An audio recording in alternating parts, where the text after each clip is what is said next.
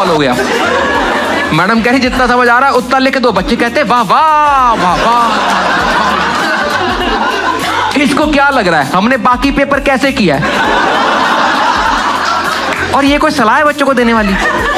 ये तो हमें पता ही है, ये तो दुनिया के हर एक क्वेश्चन का आंसर है ना।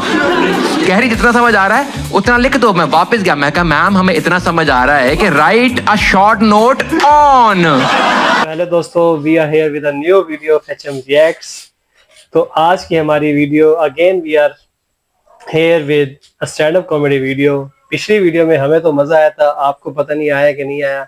उम्मीद करते हैं आपको इस वीडियो में आज ज्यादा मजा आएगा। So let's start the video. 9th में था मैं, सोशल स्टडीज का पेपर था। ये मेरे ख्याल से ना स्कूल की लाइफ के ऊपर आज जो है ना बात कर रहे हैं। देखते हैं क्या करता है। वैसे हमारी लाइफ भी स्कूल की जो है ना बहुत बुरी गुजरी, इनकी भी बुरी गुजरी होगी हमारी तरह। सही बात है। एसएसटी किताब होती है, पूरा चैप्टर होता है, एंड में क्वेश्चन आंसर होते हैं, उसके जस्ट ऊपर एक रंग बिरंगा पैराग्राफ होता है। तो कोई नहीं पूछने वाला। 5 नंबर का आया था। मुझे आज भी क्लियरली क्वेश्चन याद। Question was right a short note on entrepreneurship. ये टर्म अभी काफी कॉमन है, 2005 में किसी को आइडिया ही नहीं था। लोगों को ये नहीं लगा कि आउट ऑफ सिलेबस है। लोग कहते ये तो क्लास आ गई है। एक कहता यार हमें इसरो का पेपर क्यों दे दिया है, ये तो 12वीं के बाद करेंगे ना। किसी को पता ही नहीं लिखा क्या। सब लोग बैठे सोच रहे हैं। हमेशा क्लास में एक बच्चा होगा थोड़ा कॉन्फिडेंट, मेरे पीछे बैठा था। वो खड़ा था, मैम को कहता मैम एक्स्ट्रा शीट। ऐसा कोई वर्ड ही नहीं होता।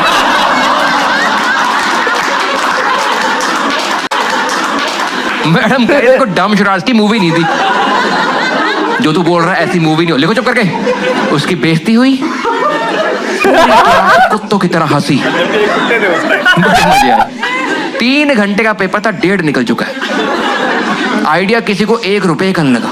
उस टाइम तुम करते हो डिसीजन मेकिंग के। इस प्रॉब्लम को सॉल्व करना स्टेप बाय स्टेप सॉल्व करते हैं। इस प्रॉब्लम के 2 सब पार्ट्स है। पहला सब पार्ट के अगर सिलेबस में है और हम फुद्दू हैं, तुम लिखो भर दो 5-6 कापियां। क्या पता मैडम नाप के नंबर दे ही दे। और अगर आउट ऑफ सिलेबस है उसके 2 सब पार्ट्स हैं। या मैडम बुला क्वेश्चन चेंज करवा लो, या बाद में ग्रेस मांगेंगे।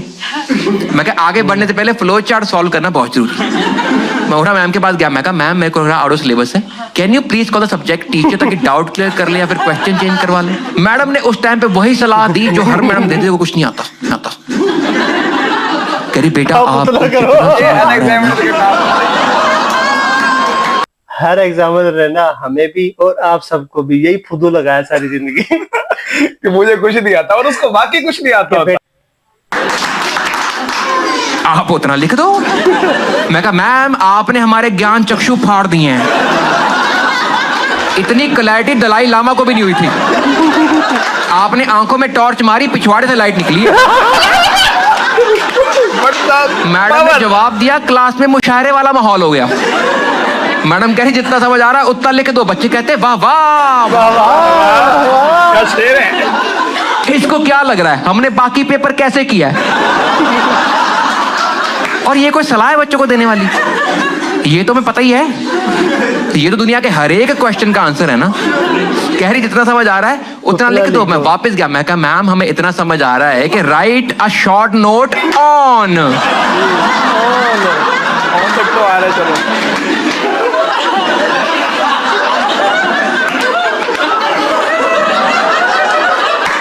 उसके आगे वाला मिला के नहीं पढ़ पा रहे हम लोग। इतना समझ आ रहा लिख दो। 3 घंटे का पेपर था, 2.5 निकल चुके हैं।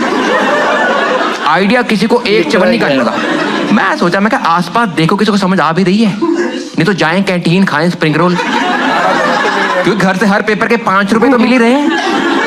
मैंने आसपास देखा, क्लास में लड़का था करण, टॉपर था। मैं कहा इसको पूछता हूँ, अगर इसको नहीं आता फिर छोड़ देंगे। बाय द वे, पता ना स्कूल की क्लास में 2 टॉपर होते हैं, एक टॉपर एक लड़कों का टॉपर। क्योंकि लड़कियों से हम कंपीट करते ही नहीं थे। लड़कियां बदतमीज हैं तो 92%। समझ नहीं आती है लड़कियां, सारा दिन उनके जो ना फैशन पूरे नहीं होते। देखो तो ऐसा लगता है इनसे बड़ा निकम्मा कोई है, लेकिन नंबर 90% प्लस। पहला दिन का चिराग है इनके पास। बाबू भैया कुछ तो गड़बड़ है। करण 85, मेरे 78। हमने घर पे बताए ये वाले हैं।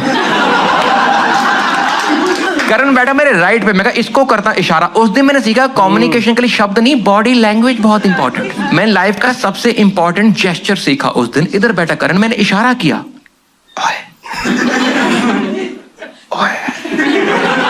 एक तो इतने फुद्दू जब इशारा करे तो आवाज क्यों निकाल रहे हो? आवाज तो वहां तक जाती भी नहीं। लोग बिल्डिंग के ऊपर खड़े होके करते हैं, भाई साहब। अबे नहीं जा रही आवाज।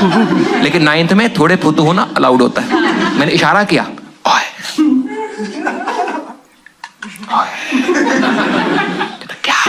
क्या 8वां नाम तो देना उसको। 8वां।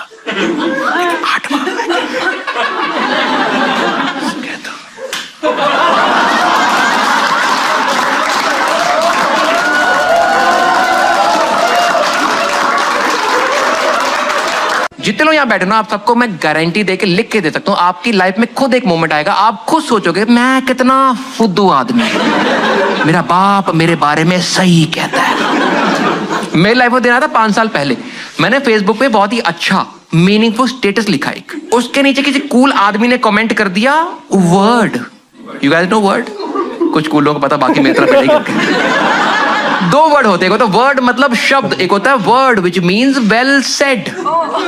आई एग्री विद यू, मैं आपकी बात तो सही है, लेकिन ये हमें कौन बताएगा?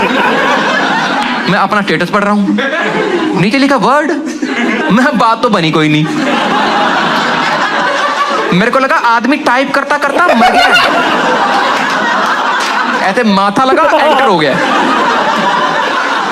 मैं मतलब नहीं बन रहा, लेकिन इससे पहले मैं सोच पाता, मैंने फटाफट गूगल में टाइप कर दिया डिफाइन वर्ड, और टाइप करते मैंने सोचा गूगल मेरे को इतना फुद्दू समझ रहा होगा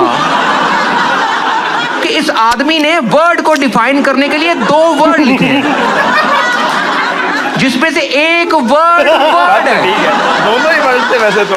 और इससे पहले मैं सोच पाता गूगल ने मतलब बता दिया, लेकिन उसने मतलब बताया पहले वाले वर्ड का। कहता word is a combination of letters which have a particular meaning. मैं कहा अब मेरे को गूगल इतना फुद्दू समझ रहा होगा कि इस हरामजादे को सेंटेंस पढ़ने आते हैं, वर्ड का मतलब नहीं आता, वर्ड का मतलब इसको वर्ड नहीं पता। पर मैंने कहा हर साल में कोई नई टर्म आती मार्केट में पता ही नहीं होती, कब तक पढ़ना हम लोगों को। और हमारी दिक्कत, हम नया वर्ड सीखते हैं, मतलब सेंटेंस में यूज करना, राइट?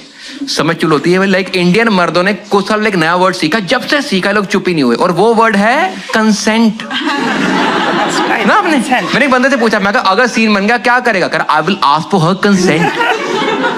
मैं मतलब वो भी इसको बुद्धू समझ रहा मैं लड़की से पूछूंगा कि उसकी मर्जी है कि नहीं है। सवाल बड़े आते दिमाग में ना मेरे एक छोटा सा क्वेश्चन था इतुजा, कि ये जो वर्ड है कंसेंट, ये पिछले 4-5 साल में पॉपुलर हुआ है। जब तक ये वर्ड इतना पॉपुलर नहीं था, उससे पहले मर्द क्या कर रहे थे? रोज सुबह उठ के सोचते थे यार मेरे पास एक चीज है, ये कहां जा सकती है? ये बिजली के सॉकेट में जाएगी, ये बुलेट के साइलेंसर में जा भाई।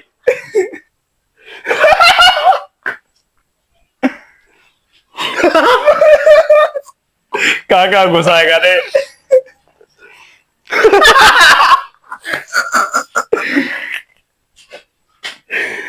तो कैसी लगी आपको आज की हमारी वीडियो? हमें तो बहुत मजा आया, उम्मीद करते हैं आपको भी बहुत मजा आया होगा। तो मिलते हैं नेक्स्ट वीडियो में, तब तक के लिए अपना ख्याल रखिएगा और हमारे चैनल को लाइक शेयर सब्सक्राइब जरूर करिएगा।